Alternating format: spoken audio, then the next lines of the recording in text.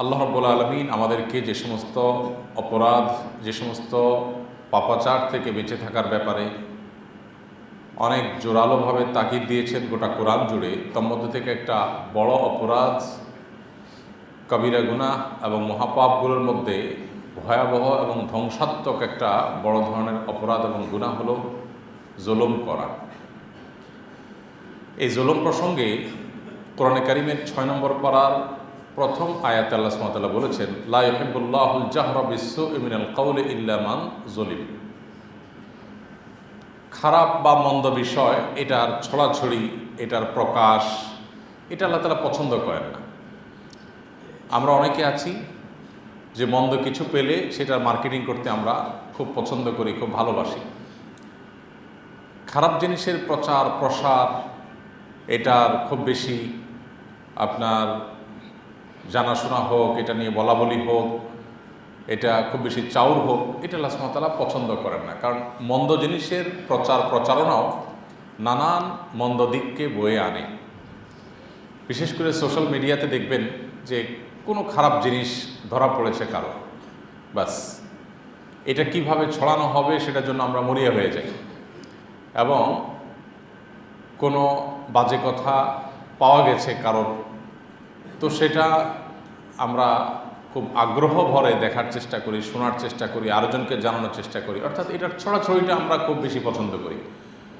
এই জন্য আমাদের সমাজে পজিটিভ জিনিসের প্রচারের চাইতে নেগেটিভ জিনিসের প্রচার অনেক বেশি হয়। এই একই চরিত্র আমাদের মূলধারার মিডিয়াগুলোর, যে পজিটিভ জিনিসের প্রচারও ওনারা করেন, কিন্তু নেগেটিভ জিনিস পাইলে মনে হয় একটু বেশি খুশি, প্রচারণা একটু বেশি হয়।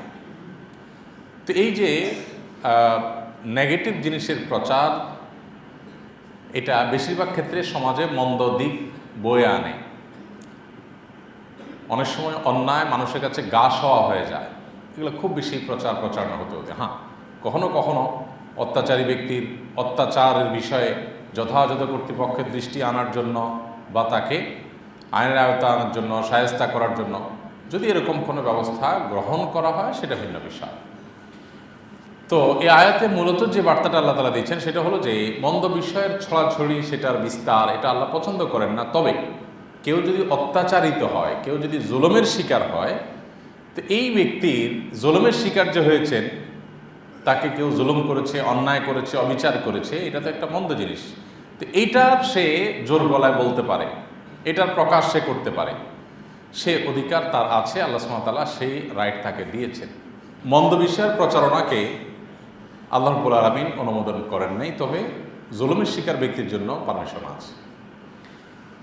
অন্য এক হাদিসে আসছে, নবী সাল্লাল্লাহু আলাইহি ওয়াসাল্লাম বলেছেন, সালাসুন তুস্তাজাবু দাওয়াতুহুম, তিন ব্যক্তির দোয়া আল্লাহ রাব্বুল আলামিন কবুল করেন, লা তুরাদ্দু দাওয়াতুহুম, তাদের দোয়া ফিরিয়ে দেওয়া হয় না। এর ভিতরে এক ব্যক্তি হলেন মাজলুম ব্যক্তির আহাজারি।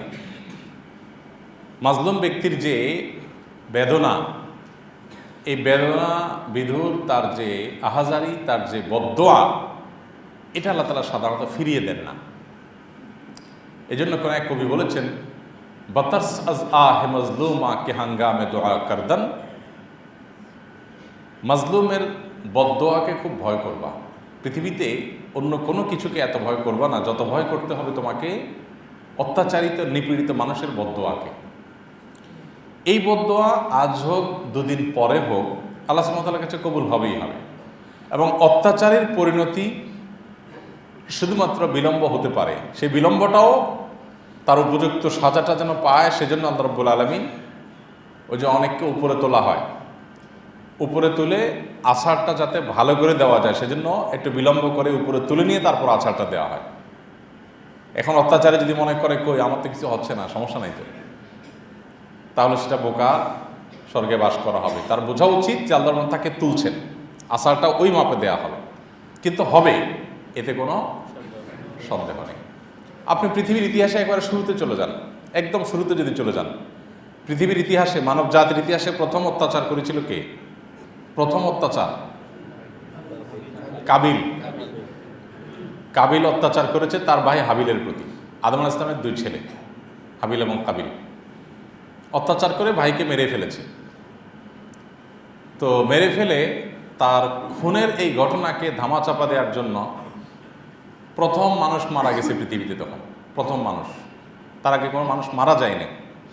আদম আলাইহিস ফ্যামিলিতে কোনো সদস্য মারা যান নাই, সবার সৃষ্টি হয়েছে মাত্র।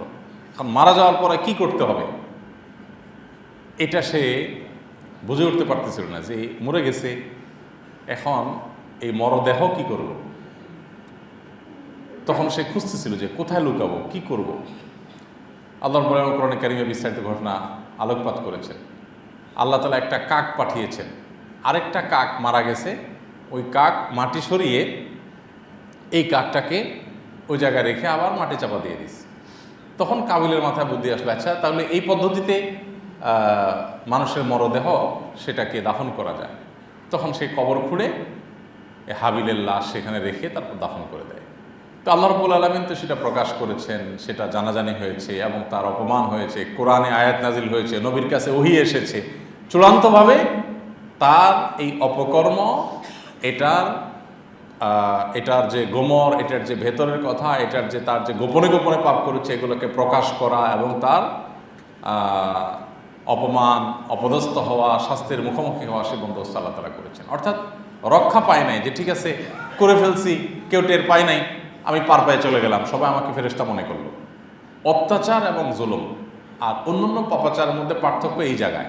আপনি অন্য 10টা পাপ করেছেন, হতে পারে আল্লাহ তাআলা আপনাকে প্রকাশ করেন নাই, গোপনে গোপনে করছেন, কেউ টের পায় নাই, সবাই আপনাকে মনে করে আপনি ফেরেশতা, আপনি নেককার, মুত্তাকি, পরেজগার। তলে তলে আপনি খুব খারাপ মানুষ, তলে তলে কিছু পাপ করেন যেটা মানুষ জানে না। আল্লাহ তাআলা হয়তো ওইটা হাইড করেছেন, মানুষকে জানতে দেনও নাই, দুনিয়া থেকে চলে গেছেন ওইভাবে, কেউ জানে নাই। হতে পারে আল্লাহ তাআলা মাফ করে দিবেন, হতে পারে আখিরাতে শাস্তি দিবেন। কিন্তু কারোর প্রতি জুলুম করেছেন, অত্যাচারও বিচার করেছেন, এটা এমন একটা বিষয় যে এই বিষয়ে আল্লাহ রাব্বুল আলামিন আপনাকে দুনিয়াতে এর মন্দ পরিণতি ভোগ করাবেনই করাবেন, অন্য কোনোভাবে করাবেন, আপনি টেরও পাবেন না এমনভাবে করাবেন, কিন্তু পরিণতি আপনাকে ভোগ করতে হবে। আখিরাতে তো আছেই। এই জন্য ইমানদারের কাছে সবচেয়ে ভয়াবহ অপরাধ হলো জুলুম। নবী করিম সাল্লাল্লাহু আলাইহি ওয়াসাল্লামের একটা বিখ্যাত হাদিস বারবার বিভিন্ন সময় আপনাদেরকে আমরা স্মরণ করিয়েছি। নবী আলাইহিস সালাম বলেছেন, আতাদরুনা মানিল মুফলিস, তোমরা কি জানো সবচেয়ে বড় হতদরিদ্র, রিক্তহস্ত, হতভাগাকে? সাহাবীরা বললেন যে আল মুফলিসু ফিনা মাল্লা দিনার আলাহু ওয়া দিরহামা, যার স্বর্ণ নাই, রূপা নাই, টাকা নাই, পয়সা নাই, আমরা তো তাকেই হতদরিদ্র মনে করি। নবী করিম সাল্লাল্লাহু আলাইহি ওয়াসাল্লাম বলেছেন, সে হতদরিদ্র আসলে প্রকৃত হতদরিদ্র নাই, সে আসল হতদরিদ্র না। কারণ আজকে টাকা পয়সা নাই, কালকে আসবে, এখন না 10 বছর পরে আসবে, আর না আসলে না আসবে, সে জান্নাত পেয়ে গেলে তার এই টাকা পয়সা থাকলেই কি না থাকলেই। তো এটা তো মানে আসল হতদরিদ্র না, সাময়িক হতদরিদ্র হতে পারে, চূড়ান্ত হতদরিদ্র এ না। তাহলে কে? নবী করিম সাল্লাল্লাহু আলাইহি ওয়াসাল্লাম বলেছেন, সেই হতভাগা মানুষটি হলো ওই লোকটা, যে লোক দুনিয়াতে অনেক নামাজ কালাম পড়ছে, ওয়াজ করছে, ওয়াজ শুনছে, কোরআন তেলাওয়াত করছে, কোরআন তেলাওয়াত শুনছে, দাড়ি রাখছে, ওমরা করছে, হজ করছে, জিকির আজকার করছে, পাগড়ি পরছে, টুপি পরছে, দান সাদাকা করছে, অনেক ভালো কাজ করছে, মা বাবার সাথে সদ্ব্যবহার করছে, ভালো আচরণ ছিল, সব ঠিক আছে। কিন্তু সে কি করছে? দুনিয়াতে মানুষের অধিকার নষ্ট করছে, মানুষের প্রতি জুলুম করছে, এবং সেই জুলুমের মামলার নিষ্পত্তি ছাড়া সে মারা গেছে। ব্যাস, যত আমলই করে যাক, এই লোক হতভাগাদের কাতারে দাঁড়াবে কিয়ামতের ময়দানে। কিভাবে? নবী সাল্লাল্লাহু আলাইহি ওয়াসাল্লাম তার ব্যাখ্যা দিয়ে বলছেন যে এই লোক যখন মোছে তাও দিয়া জান্নাতে যাওয়ার জন্য প্রস্তুতি নিবে, যে 10 বার হজ করছি, 20 বার উমরা করছি, এত লাখ দান করছি, এতগুলো মসজিদ বানাইছি, এতগুলো মাদ্রাসা বানাইছি, এত ওয়াজ করছি, এত ওয়াজ মাহফিল করছি, এত হুজুর খাওয়াইছি, এত এতিম খাওয়াইছি, এত টাকা পয়সা দান করছি, এত তাহাজ্জুদ পড়ছি, এত নফল রোজা রাখছি, ফরজ রোজা রাখছি, চোখের পানি ফেলে বাসায় দিছি, রমজান মাসে মসজিদ ছাড়ি নাই, ইতিকাফ করছি, টুপি পরছি, জুব্বা লাগাইছি, দাড়ি লাগাইছি, কি না করছি, তাহলে আমার আর ঠেকায় কে? মোসে তাও দিয়া যখন জান্নাতে যাওয়ার প্রস্তুতি নিবে কিয়ামতের ময়দানে, আল্লাহ রাব্বুল আলামিনের সামনে তখন পাওনাদার এসে হাজির হবে, বলবেন, আল্লাহ এই লোকটার আমল নামায় শুধু ভালো কাজ আর ভালো কাজ ভরা, সে জান্নাতে যাওয়ার প্রস্তুতি নিছে, আমার একটু আপত্তি আছে। আল্লাহ বলবেন, কি আপত্তি?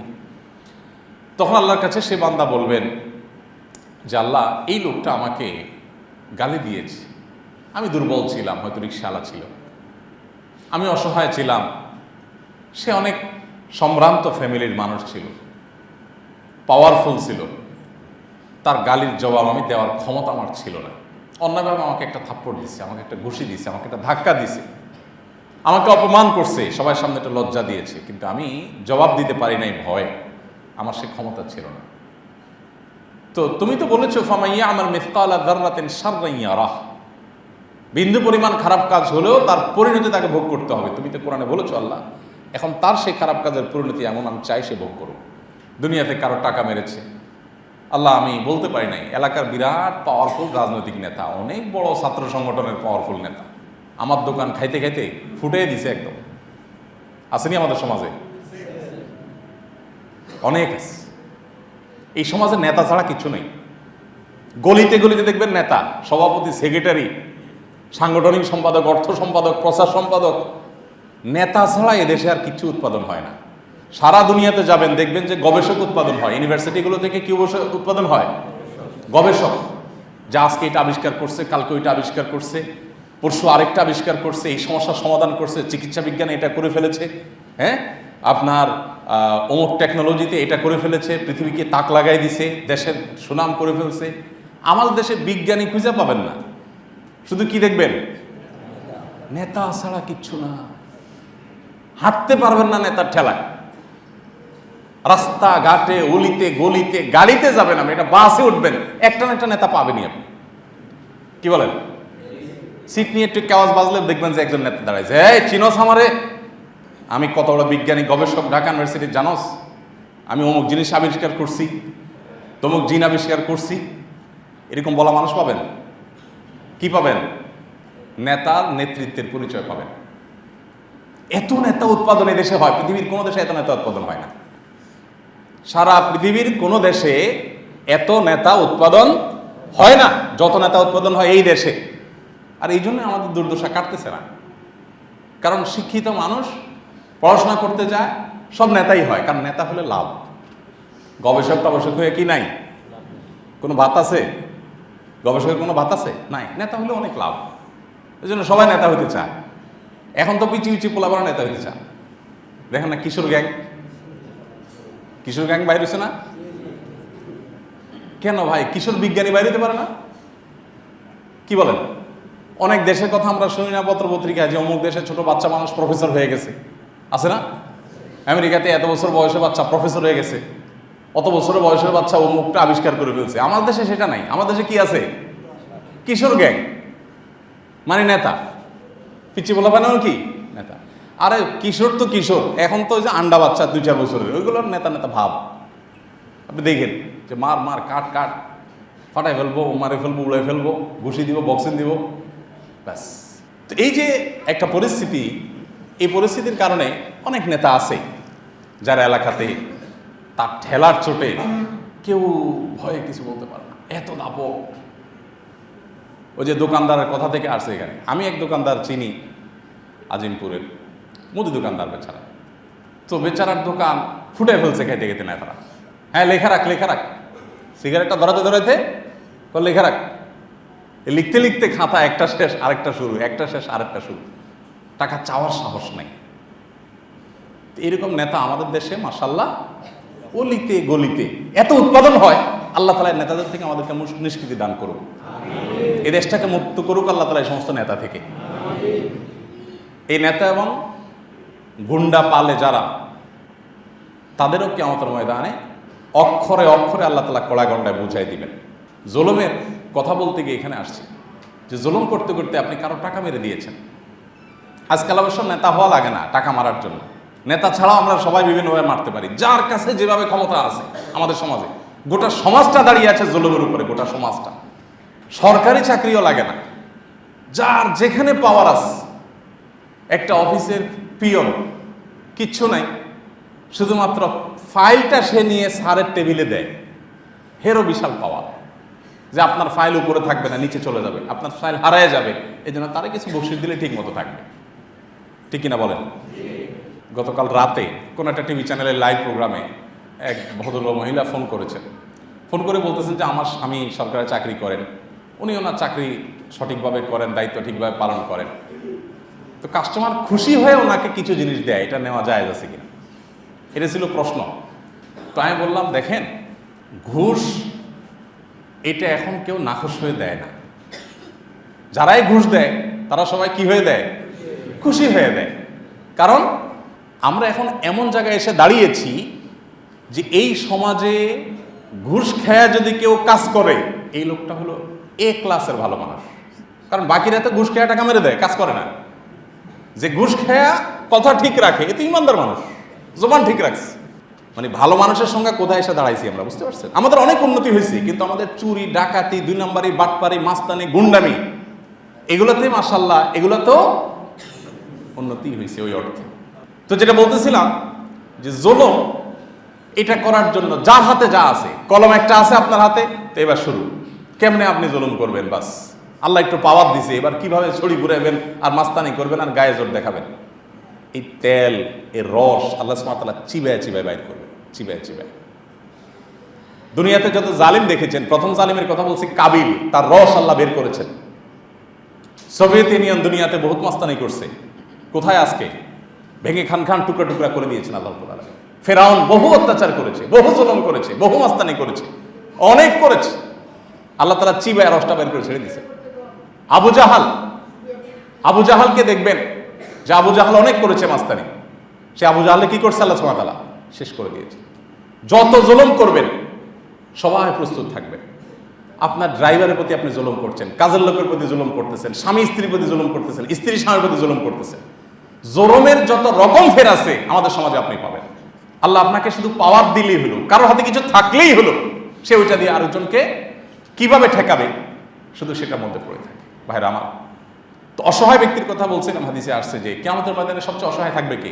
অনেক লোক আছে দেখবেন মাশাআল্লাহ লম্বা দাড়িও আছে, টুপিও আছে, নামাজও পড়ে, কিন্তু মানুষ প্রতি জুলুম করে। মনে করেন একটু বৃষ্টি শুরু হয়ে গেছে, রিকশাওয়ালা ভাইরা এত নিরীহ, পরিশ্রম করে উপার্জন করে, কিন্তু ওনারাও দেখা যায় 20 টাকা বানা চান্সে 100 টাকা করে দেয়। আছে কিনা বলেন? এই সমাজে যেদিকে তাকাবেন আপনি, মনে করেন ওয়াজ মাহফিলের কথা বলেন, একটা ওয়াজ মাহফিল হবে এলাকা, তো সব যুবকরা মিলে যুব সমাজের উদ্যোগে ওয়াজ মাহফিল হয়। এখন কেউ যদি এসে বলে, ও ওয়াজ মাহফিলের ভাইরা, তোমরা তো ওয়াজ মাহফিল করো ভালো কথা, কিন্তু মাইকটা আমার বাড়ির দিকে তো আমার একটু কষ্ট হয়, এটা একটু ফিরিয়ে দাও। কি বলেন? ভালো মানুষ আছে সমাজে, কিন্তু খুব কম। বেশিরভাগ মানুষই বলবে কত বড় সাহস ওয়াজ মাহফিলের বিরুদ্ধে কথা বলে, এবার নাস্তিক। কি বলেন? এটা জুলুম কি জুলুম না বলেন? জুলুম। যখন কয়েকজন যুবক একসাথ হয়, ভাবসাবটাই অন্যরকম হয়ে যায়। বিশেষ করে যখন আপনি পাবলিক পরিবহনে উঠবেন, পাবলিক প্লেসে যাবেন, দেখবেন যে কয়েকজন যুবক একসাথে আসলে তাদের ভাবচক্করটাই আলাদা হয়। আমি একটা কথা প্রায় বলি যে একা যদি হয় আর চায়ের দোকানে যায়, তো মিনমিনা অ্যাব্রিয়ালের মতো বলে, মামা একটা চা হবে, মেসিয়ারকে, টি বয়কে। আর যদি 2, 4, 5 জন 7 জন আশপাশে থাকে, একবারের বেশি 2বার বলা লাগলে, এই এদিকে কানে কম শুনস, কি কইছি শুনস নাই, চা চাইছি, একেবারে কান নিচে একটা দিন উঠে পড়বি, আসবে বেয়াদব জানিয়া।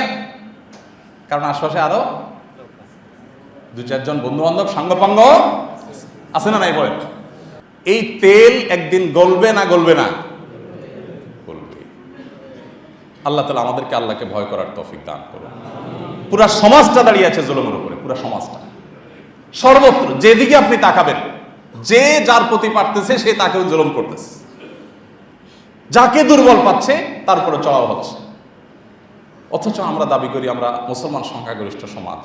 এই কি মুসলমানের আচরণ? এই কি মুসলমানের আখলাক? যেদিকে আপনি তাকাবেন শুধু জুলুম আর জুলুম। নবী করিম সাল্লাল্লাহু আলাইহি ওয়াসাল্লাম এই হাদিসটা আমাদের জন্য মাথায় থাকে যে কিয়ামতের ময়দানে অনেক মানুষ আছে, অনেক নেকামল নিয়ে যাবে, লম্বা দাড়ি, ওয়াজ মাহফিল, জুব্বা, টুপি, হজ, সব নিয়ে যাবে। ওই যে আল্লাহর কাছে এসে দাঁড়াবে, আল্লাহ এই লোক জান্নাতে যাবে, মোসে তাও দিয়ে রেডি হচ্ছে, আমার তো কথা আছে, এই লোক আমাকে বন্ধু বান্ধব সহ নিয়ে এসে একটা থাপ্পড় দিছিল, সামান্য নুন থেকে চুন করছে, আল্লাহ আমি কিছু বলতে পারি না, কিন্তু এখন তো বিচার পাবো, বিচার দিলাম।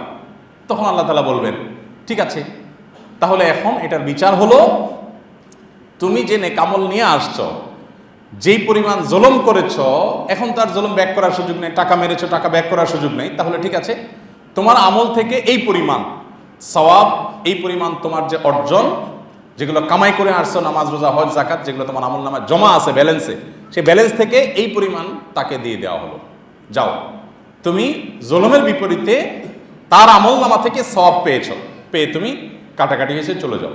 আরেকজন এসে হাজির হয়ে বলল, আল্লাহ আমার তো এই দাবি আছে, বোন এসে বলবে আল্লাহ বাপের সম্পদ মরে গেছিল বলতে পারি নাই, ভাই মেরে দিছি আমাকে দেয় নাই। হ্যাঁ, দোকানের কর্মচারী এসে বলবে আল্লাহ উনি মালিক ছিল 3 মাসে বেতন দেয় নাই, চুন থেকে নুন খুঁড়ছে ঘাট ধাক্কা দিয়ে বাইর করে দিস, আমার টাকাগুলো পাওনা আছে, এবার তাকে দিবে। এভাবে পাওনাদারদের দিতে দিতে দেখা যাবে যে তার আমল নামা যা নিয়ে আসছে এগুলো সব শেষ, কিন্তু পাওনাদার এখনো আছে। এবার কি হবে? আমল তো সব শেষ, আর দেওয়ার কিছু নেই, কিন্তু পাওনাদার এখনো আছে, তাহলে তাদের মামলা নিষ্পত্তি কিভাবে হবে? এবার আল্লাহ তাআলা বলবেন ঠিক আছে, তাহলে পাওনাদারদের যে পাপের বোঝা আছে, তোমার অন্যায়ের আনুপাতিক হারে বোঝা তোমার ঘাড়ে দেয়া হবে। আমল নামা, বদামল যেগুলো খারাপ নাম কাজ পাপ যেগুলো সে করেছে এগুলো ট্রান্সফার করে এর আমল নামে আনা হবে। যতক্ষণে সমস্ত পাওনাদারের নিষ্পত্তি পাওনা হয়ে যাবে নিষ্পত্তি, ততক্ষণে তার আমল নামার সমস্ত নেকামলগুলো শূন্য হয়ে বদামল দিয়ে পরিপূর্ণ হয়ে যাবে এবং খুব সঙ্গত কারণেই সোজা চলে যাবে সে জাহান্নাম। হাদিস বর্ণনা করে নবী সাল্লাল্লাহু আলাইহি ওয়াসাল্লাম বলেছেন, অতএব দুনিয়া থেকে মরার আগে জুলুমের নিষ্পত্তি করে যাও। হতে পারে মানুষ রাগের চোটে কারোর প্রতি অন্যায় হয়ে গেছে, দেরি করবেন না, দ্রুততার সাথে নিষ্পত্তি করে ফেলান, মাপ চেয়ে ফেলান। বিশেষ করে টাকা পয়সার যে জুলুম, এটার তো একটা বিহিতের রাস্তা থাকে যে আপনি কারো টাকা মেরে ফেলেছেন, তার টাকা কখনো ব্যাক করবেন আপনার যখন সেই বোধোদয় হবে, অথবা টাকা তাকে ব্যাক করতে পারেন নাই, তার তরফ থেকে দান করে দিলেন, একটা বিহিত হবে। বাট আপনি কারোর প্রতি শারীরিকভাবে জুলুম করেছেন, মুখ দিয়ে জুলুম করেছেন, অন্যায় করেছেন, পাওয়ার দেখিয়েছেন, ক্ষমতা দেখিয়েছেন, দাপট দেখিয়েছেন, এই যে জুলুম, এই জুলুমগুলোর কি হবে? এগুলোর জন্য তো আপনি টাকা পয়সা দিয়ে পাবেন না, এবং অনেক ক্ষেত্রে ওই লোকটা খুঁজেও পাবেন না। রিক্সাওয়ালাকে একদিন দিচ্ছেন একটা থাপ্পড়, একটা ঘুষি, একটা ধাক্কা, টাকা দেনই নেই, চলে গেছেন। বাসের কোন এক লোকের সাথে ধাক্কাধাক্কি, অপরিচিত কথার সাথে কাটাকাটি, একটা কটু কথা বলে চলে আসছেন। এই লোকটাকে তো মাপ চাওয়ার জন্য খুঁজেও জীবনে আর পাবেন না। পাবেন? অনেক মানুষ আছি আমরা, বয়স এখন বৃদ্ধ বয়সে চলে গেছে, ইয়াং বয়সে একটু ফিরে যান। আপনি যখন কলেজে পড়েছেন, যখন স্কুলে পড়েছেন, হাই স্কুলে পড়েছেন, বন্ধু বান্ধবদের সাথে ওই যে 4-5 জন বন্ধু একসাথে হলে ইয়াংদের শরীরে একটা ভাব চলে আসে। ওই ভাবের চোটে হয়তো আপনি আপনার কোনো সহপাঠীকে জুলুম করেছেন, অন্যায় করেছেন, দুর্বল মানুষের প্রতি অন্যায় করেছেন, কাজের লোকের প্রতি অন্যায় করেছেন, কত মানুষের প্রতি কত অন্যায় করেছেন। এখন যদি আপনি ফিরে যেতে চান সেই জায়গায় যে মানুষগুলোর কাছ থেকে মাপ চাইব, সে সুযোগ আছে এখন? নাই। এর চাইতে ভয়াবহ আর কোনো চ্যাপ্টার মানুষের জীবনে থাকতে পারে না।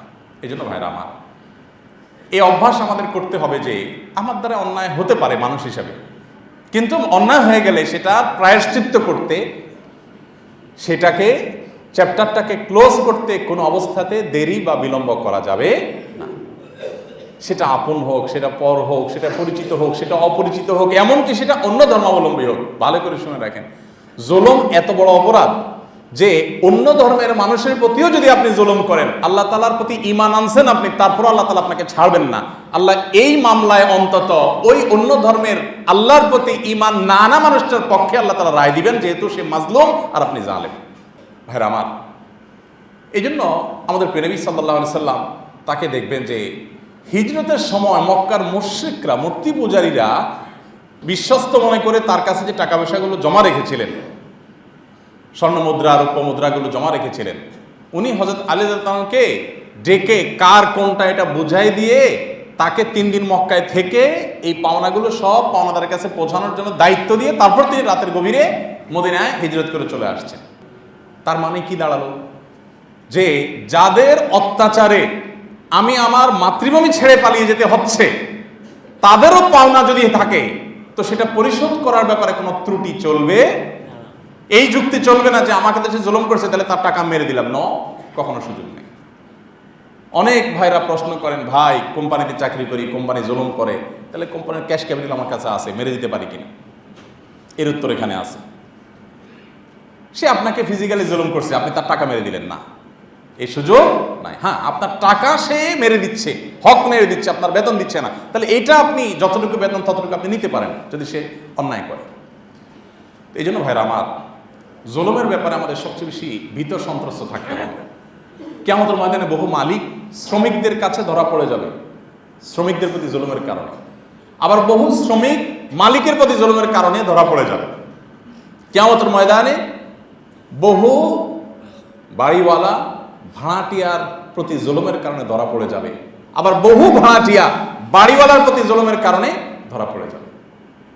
কিয়ামতের ময়দানে বহু কাজের লোক, ঘরের কাজের বুয়া, তার কাছে ধরা পড়বে ঘরের মালিক তার প্রতি জুলুমের কারণে, আবার অনেক কাজের লোক তারা মালিকের কাছে ধরা পড়বে তাদের অত্যাচারের কারণে। ভাইরা আমার, আমল খুব বেশি করতে পারেন না, টেনশনের কোনো কারণ নাই। আজ আমাদের দেশে, আমি বাংলাদেশে কথা বলছি, অনেক দুঃখ করে কথাগুলো বলা, আমাদের দেশে নামাজি, কালামি, দাড়িওয়ালা, টুপিওয়ালা, হজওয়ালা এরকম মুসলমান যাও পাওয়া যায়, জুলুমের ব্যাপারে সচেতন, সতর্ক, সাবধান মুসলমান আমাদের সমাজে একেবারেই কম। অলমোস্ট শূন্যের কোটা যাওয়ার মতো অবস্থা। হুজুর, আলেম সবই ঠিক আছে, কিন্তু যে যার প্রতি পারতেছে জুলুম করতেছে। আল্লাহর ভয়, আল্লাহর ভয় যদি থাকে তা হিসাব করবে যে আমি তাকে এই কথাটা বলতে পারি কিনা, আমার রাইট আছে কিনা, আমি তাকে কতটুকু বলতে পারি, বেশি বলে ফেললাম কিনা। বেশি বলে ফেললে তো জুলুম হয়ে গেল। আপনাকে একজন একটা কথার কথা একটা শক্ত কথা বললো, আপনি পাল্টা আরেকটা শক্ত কথা, আপনাকে একটা ঘুষি দিল, আপনি পাল্টা আরেকটা ঘুষি দিলেন, তো ঘুষি খাইছেন আপনি, ঘুষি দেওয়ার রাইট আপনার আছে। আল্লাহ তাআলা কোরআনের জন্য বলছেন, ফাইন আকাবতুম ফাআকিবু বিমিসলি মা উকিবতুম বি, যদি তোমাকে কেউ আঘাত করে, কষ্ট দেয়, তো তোমারও অধিকার আছে তাকেও কষ্ট দেওয়ার, কিন্তু যতটুকু দিবে ঠিক ততটুকু। তো যতটুকু দিবে ঠিক ততটুকু মেপে মেপে দেওয়াটা কি সহজ না কঠিন কাজ? কঠিন না? তার ঘুষিটা কত ওজনের ছিল, আপনারটা কত ওজনের, মাপা কেজি ওজনের, রিপ্লাইটা হয় 2 কেজি 1.5 কেজি ওজনের, ঠিক না? তাহলে এই যে অতিরিক্ত আধা কেজি বেশি দিলেন, এটার জন্য আপনি জুলুমের কাঠগড়া দাঁড়ালেন, যে তার চাইতে বেশি দিলেন আপনি। এই জন্য আল্লাহ তাআলা আয়াতের পরামর্শে বলেছেন, ওয়ালা ইন সাবারতুম লাহুয়া খায়রুল লিস-সাবিরিন, যদি কারোর জুলুমে তুমি সবর করতে পারো সেটা সবচেয়ে বেস্ট তোমার জন্য, রিস্ক ফ্রি, যে ঠিক আছে আমি এটা পরে বুঝে পাবো ইনশাআল্লাহ। দুনিয়াতে জুলুমের শিকার মানুষের তো হারাবার কিছু নেই, কারণ দুনিয়ার কোনো আদালতে বিচার পেল না, কোনো সমাজে বিচার পেল না, কোথাও বিচার পেল না। আল্লাহর আদালতে অবশ্যই সে তার বিচার পাবে। এই একটা সান্ত্বনা তাকে ধৈর্যের পথে যেতে অনেক বেশি সহায়তা করবে। আল্লাহ রাব্বুল আলামিন জুলুমের এই ভয়াবহ অপরাধ থেকে আমাদেরকে বেঁচে থাকার তৌফিক দান করুন। ভাইরা আমার, নবী করিম সাল্লাল্লাহু আলাইহি ওয়াসাল্লাম বলেছেন, হাদিসে কুদসিতে আল্লাহ বলেছেন, হে আমার বান্দারা, আল্লাহ তার কথা বলছেন যে তিনি আল্লাহ হওয়া সত্ত্বেও, তিনি আল্লাহ হওয়া সত্ত্বেও তার বান্দা, তার সৃষ্টি আমরা, তিনি প্রতিজ্ঞা করেছেন যে তিনি কারো প্রতি জুলুম করবেন না, এবং তিনি নিজের জন্য নিজে জুলুমকে হারাম করে দিয়েছেন যে তিনি জুলুম করবেন না। কোরআন কারীমে আয়াতে বিভিন্ন জায়গা জায়গা দেখবেন আল্লাহ তাআলা আছে যে ইন্নাল্লাহা লা ইয়াজলিমু মিসকালা যাররা, আল্লাহ যারা পরিমাণ জুলুম কারোর প্রতি করবেন না। ওমা রাব্বুকা বিযাল্লামিন লিল আবিদ, তোমার রব কোন বান্দার প্রতি জুলুম করবেন না। আচ্ছা, আপনি যদি কোনো একটা পুতুল বানান, আপনার বানানো পুতুলটা আপনি ভেঙে ফেললেন, পৃথিবীতে কারোর কিছু বলার আছে? আমি পুতুল বানাইছি, ভেঙে ফেলছি, তোমার কি? আমরা তো সব আল্লাহর সৃষ্টি। আল্লাহ আমাদের প্রতি যদি জুলুমও করেন, কারোর তো বলার কিচ্ছু নাই, তাই না? আল্লাহর উপর তো কেউ নাই, কিন্তু তিনি পর্যন্ত নিজের জন্য জুলুমকে হারাম করে দিয়েছেন। এই কথা বলে বলছেন, অতএব হে বান্দারা, তোমরা পরস্পর প্রতি জুলুমকে ভয় পাও, খবরদার। অত্যাচারিত মানুষের যে এটা বড় জঘন্য বিষয়, এটা বড় ডেঞ্জারাস, এটা থেকে রক্ষা পাবে না টুডে অর টুমরো। 10 বছর আগে হতে পারে, 10 বছর পরে হতে পারে, কিন্তু রক্ষা হবে না। পৃথিবীর ইতিহাসে একজন জালিমও পাবেন না যার প্রায়শ্চিত্ত পাওনা বুঝে পাওয়া ছাড়া সে দুনিয়া থেকে গেছে। আল্লাহ তাআলা আমাদেরকে সবাইকে মানুষ হওয়ার তৌফিক দান করুন। কথাগুলো এই জন্য বলা, এই সমাজের চতুর্দিকে যেখানে যাবেন আপনি, অফিসে, আদালতে, কাজে, প্রত্যেকটা জায়গায় দেখবেন যে যতটুকু ক্ষমতা হোল্ড করে সে ততটুকু জুলুম শুরু করে দেয়। ওই যে বললাম, পিয়ন থেকে নিয়ে সর্বোচ্চ বস পর্যন্ত জুলুমের যেন একটা অভয়ারণ্য গোটা পৃথিবী হয়ে যাচ্ছে। কিয়ামত নিকটবর্তী হওয়ার একটা আলামত এটা।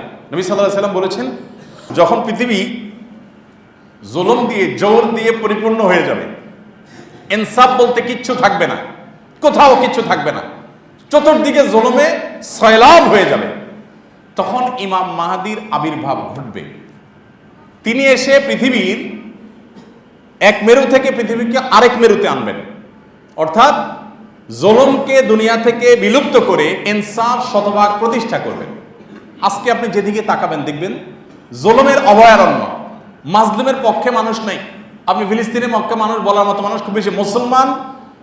মুসলমান রাষ্ট্রগুলো বা মুসলিম প্রধান রাষ্ট্রগুলোরও তেমন কোনো ভূমিকা নাই। দায় সারা কিছু বলতে পারলে ভালো, আর না পারলে মুনাফেকের মতো মাঝামাঝি কথা বলে। জালেমদের দাপট, তাদের পক্ষে সবাই।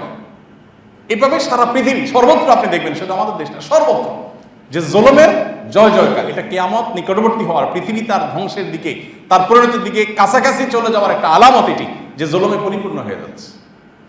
কিন্তু আমার কাজ, ব্যক্তি আমি জুলুম থেকে বেঁচে থাকবো, আমার দ্বারা কারোর জুলুম হবে না, কারোর প্রতি জুলুম হবে না। আল্লাহ আমাদেরকে সেই তৌফিক দান করুন। শেষ করছি একটা বিষয় বলে, সেটা হলো আমরা সবাই জানি যত প্রাণী আছে পৃথিবীতে মানুষ ছাড়া, অন্যান্য পশু পাখি, এই সকল সাধারণ প্রাণীগুলো, এগুলোর কোনো হিসাব কিয়ামতের ময়দানে হবে না। আমাদের হিসাব হবে, হিসাব নেওয়া হবে তোমরা আল্লাহর প্রতি ঈমান আনছো কিনা। গরুকে কি আল্লাহ জিজ্ঞাসা করবেন তুমি কি ঈমানদার ছিলা না মুসলমান ছিলা? গরুর জন্য কি অপশন আছে? আমরা যদি হারাম খাই হিসাব দিতে হবে, ধরা পড়বো, তাই না? কিন্তু গরু যদি আরেকজনের ক্ষেতের ধান খেয়ে চলে আসে পেট ভরে, কি বলেন কিয়ামতের ময়দানে কি আল্লাহ জিজ্ঞেস করবেন যে তুমি আরেকজন, তোমার মালিকের ধান খাও, তুমি আরেকজনের ধান কেন খাইলা? ধরা হবে কোনো? তার কোনো হিসাব নিকাশ নেই, তার কোনো হালাল হারাম নেই। কোনো পশু পাখি, তারা তো প্রাণী, তারা মানুষের মতো বিবেক বোধ সম্পন্ন না। আল্লাহ যেহেতু তাদেরকে বিবেক বোধ দেন নাই মানুষের মতো, এই জন্য তাদেরকে সেজন্য জবাবদিহিও করবেন না। কিন্তু আশ্চর্যের বিষয় কি জানেন, একটা অপরাধের বিচার তাদেরও হবে, গরু ছাগলেরও হবে, হাঁস মুরগিরও হবে, পশু পাখিরও হবে। সেটা কোনটা? জুলুম। দুনিয়াতে একটা ছাগলের মাথায় শিং আছে, আরেকটা ছাগল বেচারার মাথায় শিং নাই, দুর্বল, দিছে গুতা দিয়া রক্তাক্ত করে ফেলছে ওইটারে, দুর্বল বেচারা কিছু করতে পারে নাই। কিয়ামতের ময়দানে আল্লাহ রাব্বুল আলামিন এই দুটোটাকে জীবিত করবেন। তারা যে মাটির সাথে মিশে যাবে বা খেয়ে মানুষের পেটে চলে যাবে, ময়লা হয়ে মাটির সাথে চলে যাবে বিভিন্নভাবে, ওখান থেকে আবার তাদের আল্লাহ তাআলা পুনরায় সৃষ্টি করবেন। করার পর এবার শিংওয়ালা যেটা ছিল দুনিয়াতে, ওইটার শিং দিবেন না, যেটা শিং ছিল না ওইটাকে আল্লাহ তাআলা শিং দিয়ে সৃষ্টি করবেন, করে বলবেন তুমি যে গুতা খেয়েছিলে, আঘাতপ্রাপ্ত হয়েছিল, এখন প্রতিশোধ নাও। সেই প্রতিশোধ নিবে, নেওয়ার পর বলবেন যে মাটি হয়ে যাও, মাটি হয়ে যাও। পশু পাখিকে পর্যন্ত আল্লাহ তাআলা ছাড় দিবেন না পারস্পরিক জুলুমের ব্যাপারে, তাদের বিবেক বুদ্ধি নাই, সেখানে পর্যন্ত জুলুমের বিচারটা তাদের হবে। হালাল হারাম আর কোনো বিষয়ে তাদের কোনো বিচার হবে না, শুধু একটা বিচার হবে, সেটার নাম কি? তাহলে কোন সাহসে আপনি আদম সন্তানের প্রতি জুলুম করবেন? হতে পারে সে আপনার কাজের বুয়া, হতে পারে সে আপনার ড্রাইভার, হতে পারে সে আপনার অধীনস্থ, হতে পারে সে আপনার দোকানের কর্মচারী, হতে পারে সে শ্রমিক, হতে পারে সে প্রজা, হতে পারে আপনি নেতা, আর সে সাধারণ মানুষ। কিন্তু আপনি যে জুলুম করছেন, এই জুলুমগুলো দেখতেছেন যে কিছু হচ্ছে না। ফেরাউন এরকম মনে করছে কই কিছু হচ্ছে না তো, কিন্তু হয়েছে না, হয় না শেষ পর্যন্ত। আবু জাহাল অনেক মনে করছিল যে কই কিছু হচ্ছে না তো। বেলাল রাদিয়াল্লাহু তাআলার প্রতি, আম্মার রাদিয়াল্লাহু তাআলার প্রতি, দুর্বল সাহাবীদের প্রতি কি জুলুম না করছে। কিন্তু চূড়ান্ত পরিণতিতে আল্লাহ রাব্বুল আলামিন অপদস্থ করে পাওনা বুঝিয়ে দিয়ে তারপর দুনিয়া থেকে নিয়েছেন, আখিরাতের গুলো তো আছে। অতএব আসুন আজ আমরা দীপ্ত কণ্ঠে শপথ করি, অন্যের দিকে তাকানো নয়, নিজের দিকে তাকাই, যে আমার দ্বারা কে কে জুলুমের শিকার হচ্ছে, আদৌ কারোর দ্বারা জুলুমের শিকার হচ্ছে কিনা। আপনি একটা বাসে যাচ্ছেন, দুইজনে বসা সিট, আপনি মাশাআল্লাহ 1.5 জনের জায়গা নিয়ে বসে আছেন, আছে না এরকম? অনেক সময় হয় না? পাশের সিটে যে বেচারা আছে, আপনার গায়ে গোতরে স্যুট বুট হাফ বাপ চক্কর দেখে বলতেছে এটা তো নেতা উৎপাদনের দেশ, না জানি আবার কোন নেতা, না জানি কোন গলির সভাপতি সেক্রেটারি। ভয়ে বেচারা চুপসে রয়েছে, কিছু বলে নাই। জুলুম হয়েছে না হয় নাই? হয়তো কিছু বলবেও না, বাস থেকে নেমে চলে যাবে, ঠিক আছে আমি আর 10 মিনিট পরে নেমে যাব, কি আর বলার আছে। কিন্তু আল্লাহর খাতায় এটা জমা হয়ে গেছে এবং এটার জন্য আপনাকে পরিণতি ভোগ করতে হবে। এইভাবে যদি হিসাব করেন তাহলে অন্তর কাঁপতে থাকবে, প্রতিটা পা ফেলার আগে চিন্তা হবে যে আমার দ্বারা কারো জুলুম হচ্ছে কিনা, আমার দ্বারা কোনো অন্যায় হয়ে যাচ্ছে কিনা। আপনি কাউকে সতর্ক করেছেন, শক্ত ভাষায় ডেটেছেন, প্রয়োজন হতে পারে, কিন্তু সেটারও মাত্রা ঠিক আছে নাকি মাত্রা ছাড়িয়ে যাচ্ছে? ভাইরা আমার, এক সাহাবী নবী সাল্লাল্লাহু আলাইহি সাল্লামের কাছে আবদার করছে, আপনারা জানেন জিহাদের ময়দানে যেখানে যুদ্ধের জন্য সারিবদ্ধ হয়ে দাঁড়াচ্ছে শত্রু পক্ষের মোকাবেলা করবার জন্য, সেই জায়গা নবী করিম সাল্লাল্লাহু আলাইহি সাল্লাম এর কাছে একজন এসে বলছে, ইয়া রাসূলুল্লাহ, উনি একটা লাঠি দিয়ে এভাবে কাতার সোজা করছেন, মানে যুদ্ধের জন্য যে সবাই প্রস্তুত হয়েছে যোদ্ধারা, তাদেরকে সোজা করতেছেন যে কেউ আঁকা বাঁকা আছে কিনা, কেউ এটা সামনে আছে, তো তাকে ওই যে ওনার হাতে যে ছড়ি ছিল ওই ছড়ি দিয়া এরকম গুতা দিচ্ছে, সে পিছনে চলে যাচ্ছে, কাতার সোজা করতেছেন। এক সাহাবী এসে বলছেন, ইয়া রাসূলুল্লাহ, আপনি যে এই লাঠি দিয়ে কাতা সোজা করতেছেন, আমাকে গুতা দিয়েছেন যে আমি এটা ব্যথা পাইছি, আমার প্রতি জুলুম হয়ে গেছে। চিন্তা করেন, কাকে বলতেছে? রাসূল সাল্লাল্লাহু আলাইহি ওয়াসাল্লাম। এত সাহাবীদের সামনে। আমরা আমাদের সমাজ হলে কি হইতো? এই বেটা বেয়াদব, তুই ওনার সাথে কি বললি? কারণ নেতার চাইতে নেতার চামচারা বেশি আজকাল গরম থাকে না? নবী করিম সাল্লাল্লাহু আলাইহি ওয়াসাল্লামকে এই কথা বলছে, কোনো সাহাবী কোনো কথা নাই, যে উনি নিজে আছেন, আমাদের আবার কি, সবাই চুপ। তখন নবী সাল্লাল্লাহু আলাইহি ওয়াসাল্লাম বলছেন, ও আচ্ছা, মানে হতে পারে যে আমি সোজা করতে গেছি, গুতাটা বেশি লেগে গেছে, ব্যথা পেয়ে গেছে, তো তাহলে এখন? বলে, রাসূলুল্লাহ, যেহেতু আমার পিঠে না পেটে যেন গুতা লাগছে, অতএব আমি তো ওই জায়গাতে প্রতিশোধ নেব, যেহেতু আমার প্রতি জুলুম হয়েছে, জুলুমের প্রতিশোধ নিতে হবে, তাহলে তো আপনি নিষ্কৃতি পাবেন। রাসূল আকরাম সাল্লাল্লাহু আলাইহি ওয়াসাল্লাম জামা উল্টে দিয়েছেন। ওই সাহাবী খালি গায়ে ছিল সম্ভবত, যে খালি গায়ে গোতা রাখছে, তাহলে খালি গায়ে করে দিয়েছে, না প্রতিশোধ নাও। ওই সাহাবী একটা চুমু এঁকে দিলেন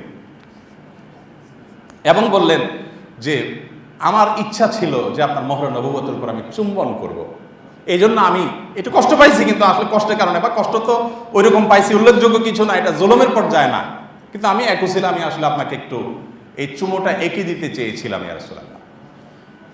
এখানে অন্য কেউ হলে তো বলতো যে এই জায়গা তুমি ফাজলামতির জায়গা পেলে না, যুদ্ধের ময়দান। দেখেন নবী সাল্লাল্লাহু আলাইহি ওয়াসাল্লাম একটা কথাও বলেননি, কারণ লোকটা যে মামলার কথা বলেছে এটা খুব জটিল, জুলুমের বিষয়। আমি আবারও বলছি, শৈশবে, কৈশোরে, যৌবনে একটু ফিরে যাই আমরা, কত মানুষের উপর জুলুম করে এ পর্যন্ত আসছি।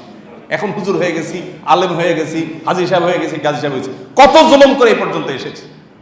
চোখের পানি ফিরে আল্লাহর কাছে মাফ চাওয়া দরকার এবং এখন থেকে সাবধান হওয়া দরকার। সাবধান হবো তো সবাই ইনশাআল্লাহ।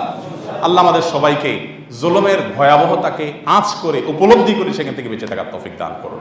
আমরা সবাই সতর্ক থাকবো ইনশাআল্লাহ, অন্যদেরকে সতর্ক করব, সন্তানদেরকে সেভাবে গড়ে তুলবো, পরিবারের সদস্যদেরকে গড়ে তুলবো যে আমাকে কেউ জুলুম করুক, আমি কারো প্রতি জুলুম করব না।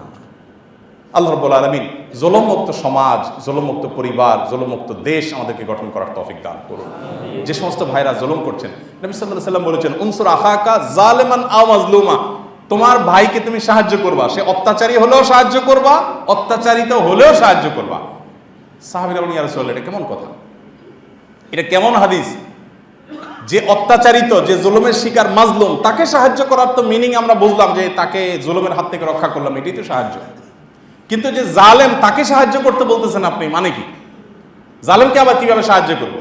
তখন নবী সাল্লাল্লাহু আলাইহি ওয়াসাল্লাম বলেছেন, জালেমকে, অত্যাচারী ব্যক্তিকে সাহায্য করার মানে হলো তার অত্যাচার করার কালো হাতটাকে থামিয়ে দাও। এটা থামিয়ে দিলে তার প্রতি কি হবে? তার প্রতি অনুগ্রহ হবে যে সে জাহান্নামের আগুন থেকে বাঁচবে।